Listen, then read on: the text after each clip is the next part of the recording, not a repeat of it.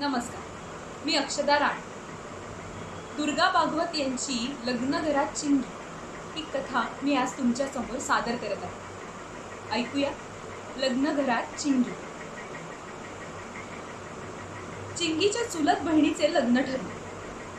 घरचे कार्य असल्यामुळे डॉक्टरांना सहकुटुंब सहपरिवार जाणे भाग होते. लग्न बुधवारी होते तेव्हा आदल्या सोमवारी सकाळच्या गाडीने निघायचे असा बेत ठरला. गावाला जायचे म्हणजे मुलांच्या हौसेची गोष्ट. चिंगी त्या नादात अगदी गुंग होऊन गेली होती. काकांच्या मन्याला आणि वासंतीला आपल्या कोणकोणत्या जमती दाखवायच्या ते तिने मनाशी ठरवले होते. कापडाच्या ताग्यावरची जमवून ठेवलेली चित्रे, किल्ली देताच डोळे फिरवणारी आणि मान डोलावणारी बाहुली अशा कितीतरी चिजा तिने आपल्या पिशवीत भरून ठेवल्या होत्या. मध्ये एकदा तिची मावशी येऊन गेली. त्यावेळी तिने आपल्या भाचीला जांभळी तांबडी फुले असलेल्या तलम पोपटी कापडाचा परकर आणि गुलाबी पोलके शिवले होते. ते घालून मिरवावे असे चिंगीला सारखे वाटायचे. पण तिची ही हौस डॉक्टरीणबाई पुरवायच्या नाही म्हणायला संक्रांतीच्या हळदी कुंकवाच्या वेळी आपला हा आवडता पोशाख चिंगीला घालायला मिळाला होता. त्यावेळी देवळातल्या अंबाबाई पुढे तिळगुळ ठेवताना चिंगीने नवस केला होता.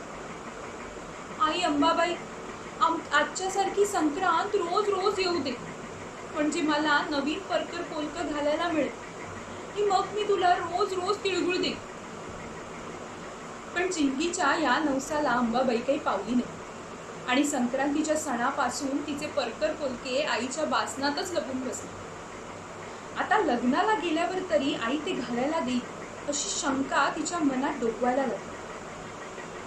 आई आपले आणि बट्याचे तेवढे कपडे ट्रंकीत भरते असे पाहून आपल्या परकर पोलक्याची तिला आठवण करून देण्याची चिंगी म्हणाली की नाही आई, मावशीने मला शिवलंय बघ, तसलं परकर पोलक आपल्याला पाहिजे असं गोपिका काकूंना त्यांची किशी म्हणत होती. तेव्हा गोपिका काकूंनी वासूच्या मुंजीत शिवीन म्हटलं. वाजत जाताना ते छान दिसेल नाही का गाई?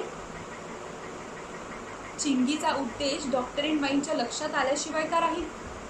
चिंगीचे बोलणे ऐकून त्यांना हसू आले, पण ते दाबून त्या म्हणाल्या, किशीसारख्या शहाण्या आणि गरीब मुलीला कसलेही कपडे छान दिसतात, पण तुझ्यासारखी पोरटी किती सजवली तरी वेगळीच दिसायची.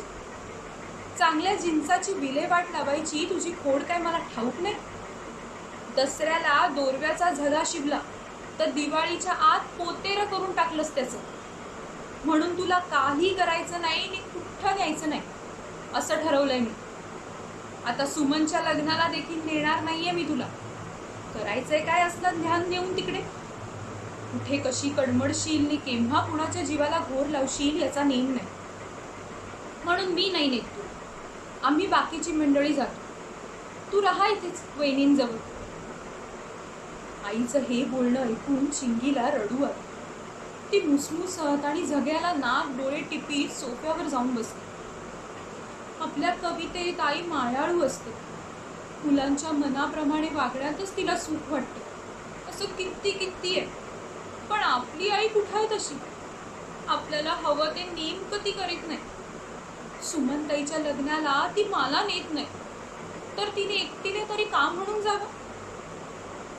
तिची ना गाडीच चुकू दे, नाहीतर तिला तिकीटच नको मिळू दे, आगगाडीचं इंजिनच बंद पडू दे. अशा विचारांची तिच्या मनात मारे गर्दी उसळली. पण थोड्याच वेळात आईने म्हटले ते खरे नव्हे. तिच्या बरोबर आपणालाही लग्नाला जायला मिळणार आहे ही गोष्ट चिंगीला उमगली. ती सोफ्यावर उदास होऊन बसली होती त्यावेळी डॉक्टर बाहेरून आले. त्यांच्या हातात एक कुडके होते. चिंगीकडे लक्ष जाताच ते म्हणाले, बघितलं का करवली बाई, तुमच्यासाठी काय आणलंय ते? ते काय आहे हे न दाखवताच डॉक्टर आत गेले. आता चिंगीला धीर कसा निघावा? डॉक्टरांच्या मागोमाग ती माझ घरात गेली.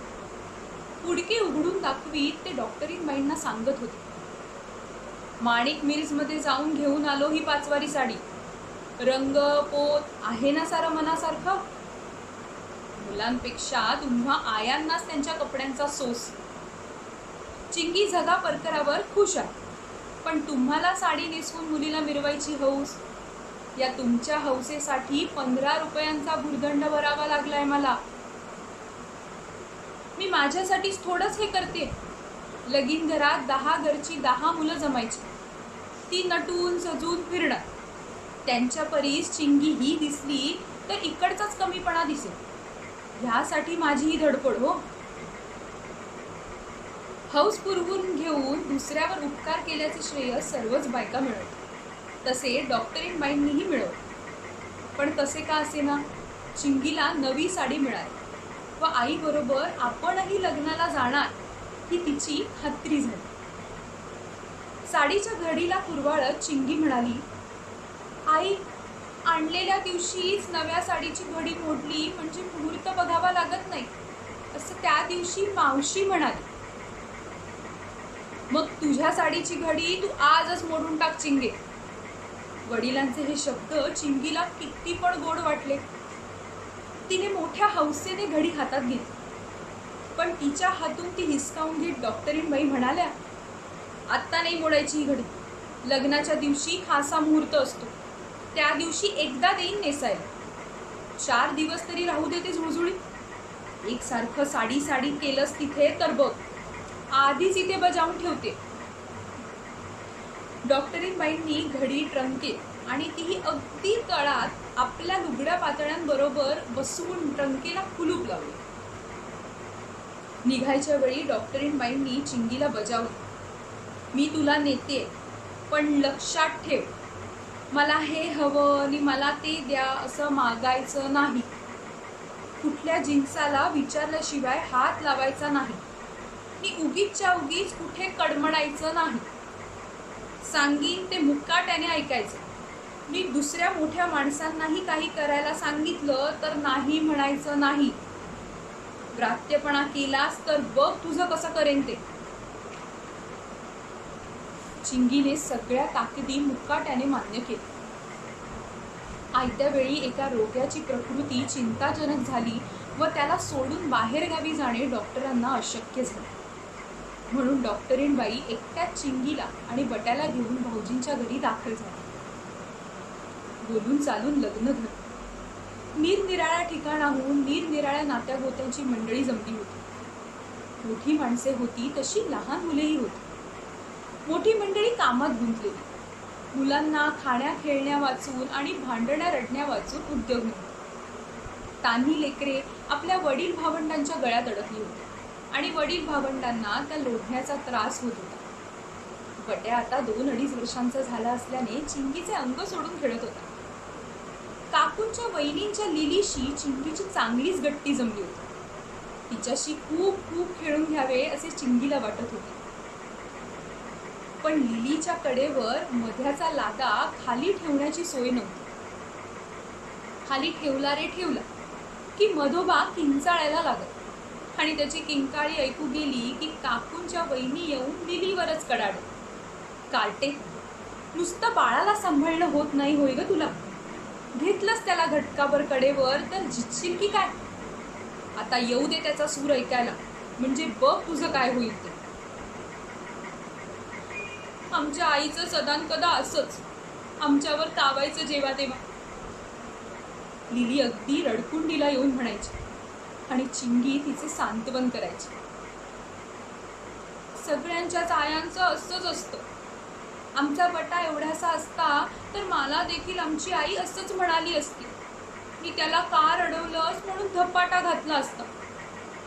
मागे की नाही त्याला मी जोशांच्या कुत्र्यावर बसवलं आणि ते कुत्रं एकदम पळालं आणि बट्या पडला. फार नव्हतं काही त्याला लागलं, कपाळावर जरासं फुरचटलं. तर आईने केवढा गालगुच्चा घेतला जोराने. केळवणाच्या पंक्तीत सुमनताईला रंगीत पाट आणि चांदीचे ताट ठेवले होते. चिंगीला वाटले आपणालाही तसंच का नसावं. काकूंना विचारावं त्याबद्दल. पण कोणापाशी काही मागायचे नाही ही आईने दिलेली ताकीद तिला आठवली. तिला त्यातल्या त्यात समाधान वाटण्यासारखी एक गोष्ट होती. ती म्हणजे सुमनताई शेजारच्या पहिल्या नंबरचे पान तिला मिळाले होते, आणि तेही कसले तरी फाटके तुटके नसून अगदी धड आणि लांब रुंद. तिच्या समोरच बसलेल्या लिलीला एक लहानसा फाळका ठेवला होता, तोही मध्ये फाटलेला. पण लिलीला पानाची ऐट दाखवायची सोय नव्हती, कारण ती नेसली होती तो नवा कोरा जरीचा परकर, आणि चिंगीचा रोजचाच परकर अद्याप काही सुटला नव्हता. सकाळी अंग धुतल्यावर तिने नवी साडी, निदान मावशीने शिवलेला परकर आईकडे मागितला होता. पण आत्ता नाही, अक्षतांच्या वेळी बघू असे म्हणून आईने तिच्या हौसेवर विरजण घातले होते. काही मनासारख्या तर काही मनाविरुद्ध गोष्टी घडत होत्या. मनाविरुद्ध झाले तरी तासनतास धुसमुसत बसायचा चिंगीचा स्वभाव नव्हता. ती आपली निराशा झटकत आणि आहे त्यातच रमून जात. लिलीसारखे नटायला मिळाले नाही म्हणून उदास होण्याऐवजी आपणाला पहिल्या नंबरचे पान मिळाले. समोर उदबत्तीची सोंगटी ठेवलेली आणि सुमनताईच्या चांदीच्या गडव्यातले पाणी चिपताना आपल्याला ओतून घ्यायला मिळणार. ह्या आनंदात चिंगी गर्क होऊन गेली. पण हे समाधानही चिंगीला मिळायचे नव्हते. ह्याच नेमक्या वेळी खेळता खेळता बट्या पायरीवरून पडला आणि त्याने भोकाड पसरले. आईने सोवळे नेसून वाढ्याला घेतले होते आणि दुसरी माणसे उचलून घ्यायला गेली तर बट्या कोणाला हात लावू देईना. अर्थात चिंगीला उठावेच लागले आणि त्याला घेऊन उगा करीपर्यंत इकडे पार्वतीपते होऊन पंगत बसली सुद्धा. चिंगीने पंक्तीकडे पाहिले तो तिच्या पानावर लिली येऊन बसलेली. लिलीशी गट्टी फू करायची आणि तिच्याशी कधी कधी बोलायचं नाही असं चिंगीने ठरवून टाकलं. जिथे आपला इतका विरस झाला त्या पंक्तीकडे बघू सुद्धा नाही असे चिंगीला वाटले. ती मागील दारी गेली बट्याला घेऊन. तेथे तुळशी कट्ट्यापाशी तिची म्हातारी आजी देवदेव करीत बसली होती. आजीचे सोवळे भारी कडक. तिच्या पूजेच्या वेळी तिला ओवळ्या माणसाची सावली सुद्धा खपायची नाही.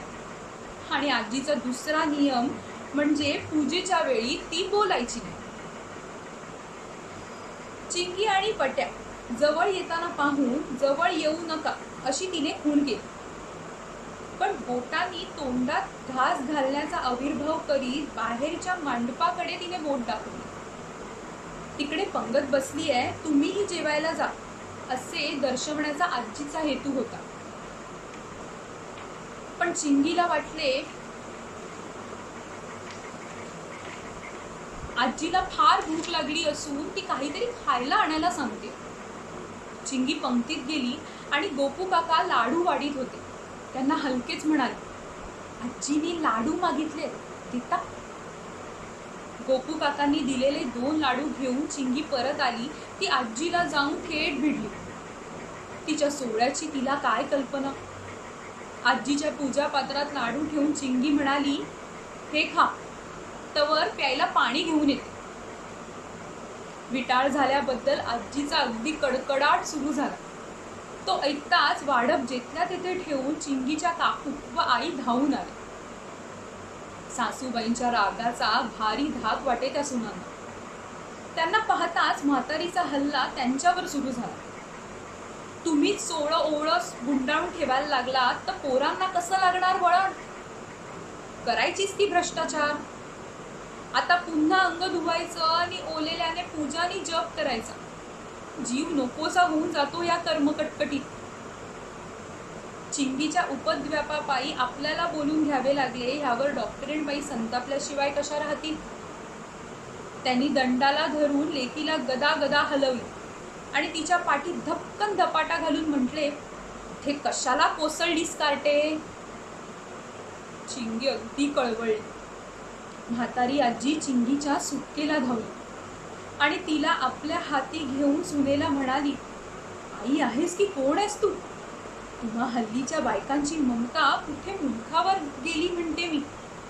तरी बरं सख्खी लेक आहे. म्हातारी भुकेने कळवळली असेल म्हणून जीव आला पोरीला. त्याचं कौतिक करायचं तर गुरागत धोटीत सुटाल. पण नातीच्या या कनवाळूपणाबद्दल पहिल्यांदा आकाश पातळ एक झालं होतं. डॉक्टरीणबाई असे फुटफुटत जाऊबाईंसह आज चालत्या झाल्या. चिंगी अद्यापही जेवली नाही हे कळल्यावर तिचा कळवळा आजीला अधिकच आला. नातीने आणलेले दोन्ही लाडू आजीने चिंगीला खाऊ घातले. आजी नातीचे बोलणेही चालले होते. आजी, तुला भूक लागली असेल. आमच्या बरोबर तांदूळ पिठलं खायलाही बसली नव्हतीस. आहा ग शहाणे, आमच्यासारख्या म्हाताऱ्यांनी पारोशांनी खरकटा खायचं? तू खात नाहीस म्हणून इतकी रोडलीयस. मग एखादं पौष्टिक दे की आणून बापापासनं. की नाही आजी, आमच्या डॉक्टरांचं एक छान औषध आहे. ते रोज घेतात सकाळी. मी आईला सुद्धा त्यांनी दिलं मागल्या महिन्यात. तिचा ताप बरा झाल्यावर मी बरं का ग आजी, ते तुला आपलं आपण सुद्धा घ्यायला ये. मापभर दुधात एक घालायचं आणि पिऊन टाकायचं. 3 पैशाला 1 मिळतं. अगं पण पोरटे, ते 1 म्हणजे काय ते तरी सांग. कोंबडीचं अंड. आपले चिरंजीव आणि सून सुद्धा अंडी खाऊन भ्रष्टाचार करतात या माहितीने आजीच्या अंगाचा तीळपापड झाला. असली बाटकी सून ज्या स्वयंपाकात विटाळ कालवते त्यातला घास तरी ती म्हातारी तोंडात घालील. बायकांच्या पंक्तीच्या वेळी सूनबाई सासूबाईंना बोलवायला आल्या. मला जेवायचं नाही हे एकच उत्तर मिळालं. का म्हणून विचारलं तर म्हातारी म्हणाली, तुम्ही विचारू नका आणि मी सांगायची. अभद्र गोष्टी उच्चारायच्या आणि जीभ विठाळून घ्यायची. हवंय कशाला? आजी आपला अन्न सत्याग्रह मागे घेण्याचे लक्षण दिसेल. त्यांच्या चिरंजीवांनी आणि इतर जणांनी आर्जवांची शिकस्त केली. पण रामा शिवानी गोविंद. मुलांना हट्टी म्हणून माणसे नावे ठेवतात. पण म्हातारी माणसे हट्टाला पेटली तर त्यांच्या पुढे कोणाचीही मात्रा चालत नाही हे आजींनी त्यावेळी सिद्ध करून दाखवलं. चिंगीचाच हा काहीतरी उपद्व्याप असेल अशी डॉक्टरीणबाईंना शंका आली. त्यांनी चिंगीला विचारून घेतले तेव्हा आजीच्या रागाचा उलगडा झाला. सर्वांनाच भारी मौज वाटली. आणि मग उपाध्ये बुवांनी मध्यस्थी करून त्यांची समजूत केली. देवक बसले असल्यामुळे विटाळ आणि शिवाशिव होत नाही. कार्य उरकल्यावर अभक्ष भक्षणाबद्दल प्रायश्चित्त देऊन डॉक्टरीणबाईंना शुद्ध करून घेता येईल या एका अटीवर तह झाला. एक प्रहरभर तरी चिंगीने केवढा गोंधळ उडवला. कोठून आणले हे ध्यान आतल्याबरोबर असे होऊन गेले डॉक्टरीणबाई. त्यांनी तिला आणखी 2 चापट्या लगावून म्हटले, घरातलं काही सांगू नये असं 1000दा बजावलं तरी लक्षात राहत नाही मिली. पण हा घोळ काहीच नव्हे असा घोळ चिंगीने दुसऱ्या दिवशी निर्माण केला. रुखवत घेऊन वधू पक्षाकडील बायका वरमंडपात गेल्या. नवरदेवांना घेऊन येण्यासाठी 1-2 पुरुष मंडळीही गेली. नवरदेवांना घोड्यावर बसणे जमणार नाही म्हणून टांग्याची व्यवस्था केली. जाताना टांगा रिकामा होता आणि त्यात चलाखी करून लिली, किशा, बंडू, तारा अशा मुलामुलींनी जागा पकडली होती. चिंगीने त्यात शिरकाव करून घेण्याची धडपड करून पाहिली पण ती काही तिला साधली नाही. तिला चालत जावे लागले. त्याची भरपाई करून घ्यायची आणि लिलीने आपल्याला टुकटुक दाखवली तशी तिला दाखवायची हा एकच विचार तिच्या मनात ठाणे मांडून बसला. वर घरी रुखवत चढवताना पट्या चिरचिरायला लागल्या. तेव्हा डॉक्टरीणबाई म्हणाल्या, चिंगे, ह्याला जरा बाहेर घेऊन जा बघू. बाहेर वाजंत्री आहेत, नक्षत्रमाळा आहेत, टांगा आहे, घोडा आहे. दाखव जा त्याला बघू. जा हं बाबूताई बरोबर, ती तुला खूप मज्जा दाखवेल. रुखवताची जम्मत बघायची फुटली. चिंगी अधिकच नाराज झाली. तरी पण टांग्याकडे आधी यायला मिळाले हे एक परी बरेच झाले असे तिला वाटले. सर्वात आधी टांग्यातली जागा पकडायची याचा तिला आनंद वाटला. पण बाहेर येऊन पाहते तर काय, वरपक्षाकडील मुलांनी टांगा गच्च भरलेला. ए उतरा रे खाली, आमच्या बाळाला बसायचे. आम्ही नाही उतरत जा, आम्ही बापूरावांबरोबर लग्नाला जाणार टांग्यातून. पण टांगा आम्ही आणलाय, तुम्ही कोण बसणार त्याच्यात? तुम्ही आणलात म्हणून काय झालं? नवऱ्यासाठी आणलाय टांगा, नवऱ्याकडल्या माणसांनी बसायचं त्यात. नवरीसाठी आणला टांगा म्हणजे बसा खुशाल तुम्ही. चिंगीला काय बोलावं ते समजेल, पण ती म्हणाली, अरे पण नवरा निघाला म्हणजे बसा तुम्ही, तोपर्यंत बसवते मी बट्याला.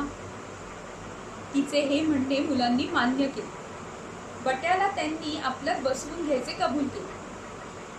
तो एकटा नाही बसायचा, त्याला घेऊन मला बसायलाच पाहिजे असे म्हणून ती टांग्यात बसली सुद्धा. टांगेवाला वाजंत्र्यांबरोबर गप्पा मारण्यात गुंग होऊन गेला होता आणि इकडे आपल्या टांग्याची दशा काय झाली ह्याची त्याला शुद्धही नव्हती. चिंगीने रेटारेटी करीत मागून पुढे प्रवेश केला. तेथे चाबूक होऊन ठेवला होता. तो काढून घेतला आणि चाबूक हातात आल्यावर तो फडकावल्या वाचून तिला थोडेच चैन पडणार. तोंडाने करून तिने घोड्याला हलकेच एक फटकारा लगावला. विजेच्या झटक्याप्रमाणे त्या फटकाराने घोडे चमकले आणि चौक धावत सुटले. कसे सुचले चिंगीला कुणास ठाऊक, पण कडीला गुंडाळलेल्या रेंजच्या वादी तिने आपल्या हाती घेतली आणि घोडे थांबवण्यासाठी ती त्या खेचू लागली. पण तिच्या ताकदीला का दाद देणार ते जनावर? घोडे बेफाम सुटले. टांगा आपल्या अंगावर येईल ह्या भयाने सडकेवरले लोक बाजूला सरू लागले. भर बाजारपेठेतून टांगा फडफडत गावाबाहेर गेला. आतली पोरे भेदरून गेली. त्यांचा आक्रोश सुरू झाला. शेकडो जणांनी तो देखावा पाहिला, पण आडवे होऊन घोडा अडवण्याची हिंमत कोणाला आली नाही. घोडे टांगा कुठेतरी नेऊन घालणार आणि त्यात ह्या कच्च्या बच्च्यांचा चुराडा होणार अशी अशुभ भविष्य वर्तवून प्रत्येक जण हळहळ मात्र करत होता. टांगा मुलांना घेऊन उधळलेला पाहून लग्नघरातही आरडाओरडा सुरू झाला. टांगेवाला आणि 5-10 मंडळी तो धरायला धावली. कोणाची मुले टांग्यात होती याचा शोध सुरू झाला आणि जमलेले आई बाप आपापली मुले हुंकू लागले. ज्यांना आपापली मुले दिसेनात त्यांच्या तोंडचे पाणी पळाले. मुहूर्ताचे अवधान कोणालाच राहिले नाही. मुले सुखरूप घरी कशी येतील या विवंचनेत सर्वजण चूर होऊन गेले. चिंगी आणि बट्या टांग्यात होती ही बातमी कोणीतरी डॉक्टरींबाईंना सांगितली आणि त्यांच्या डोळ्यातून गंगा यमुना पाझरू लागले. गावाबाहेर येताच घोड्याला नवे अवसान आल्यासारखे झाले. ज्या स्टेशनच्या रस्त्यावरून ते रोज 2दा-3दा तरी जात येत होते त्याच रस्त्यावरून ते आता आले होते आणि रोजच्या सारखीच ही खेप आहे असे वाटून की काय दौड वेगात सुरू होती. कोसभर टांगा जाईपर्यंत कसलाच व्यत्यय आला नाही. मग मात्र समोरून मोटारसायकलवर बसून आलेल्या लष्करी पोशाखातल्या एका गृहस्थाने टांगा अडवला.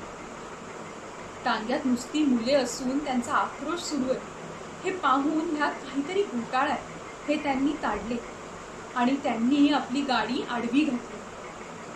घोडे बाचकले, पण बाजूला वळून ते धावायला लागायच्या आत त्यांनी उडी टाकून लगाम पकडली. टांगा उभा राहिला. मुलांना उतरून घेऊन त्यांनी त्यांना उडी केली. बाळांनो, तुम्ही कुणाची कोण आणि कुठे चालला होता? चिंगीने झाली ती सर्व हकीकत सांगून म्हटले, ही मुलं उगीच भितात, मी काही भ्यायले नाही. मी धरून ठेवलेली होती वादी अगदी घट्ट. मग जाणार कुठे होते हे घोडे? पण तुम्ही कोणाची मुलं? तुमच्या वडिलांचं नाव काय? मी नाही सांगत. आपल्या घरचं काही सांगायचं नाही असं आईने सांगितलंय मला. त्यांचे असे बोलणे चालू होते तोच 2 टांगे तेथे येऊन दाखल झाले. उधळलेल्या टांग्यांचा पाठलाग करायला आलेलीच ती मंडळी होती. सर्व मुले सुखरूप आहेत असे पाहून प्रथम वाटणारी भीती आणि रागही पळाला. सर्वजण झालेल्या गमतीबद्दल हास्य विनोद करीत घरी आले. 2 तासांनंतरच्या दुसऱ्या मुहूर्तावर लग्न समारंभ साजरा झाला. ज्याचा शेवट गोड ते सर्वच गोड असे म्हणतात, त्याचप्रमाणे सर्वजण चिंगीच्या टांगा पत्करणाची मौज आठवून आठवून हसत होते. डॉक्टरीण बाई ही मनातून चिंगीच्या खट्याळपणावर चिडल्या असल्या तरीही त्यांनाही सर्वांबरोबर हसावे लागत होते. धन्यवाद.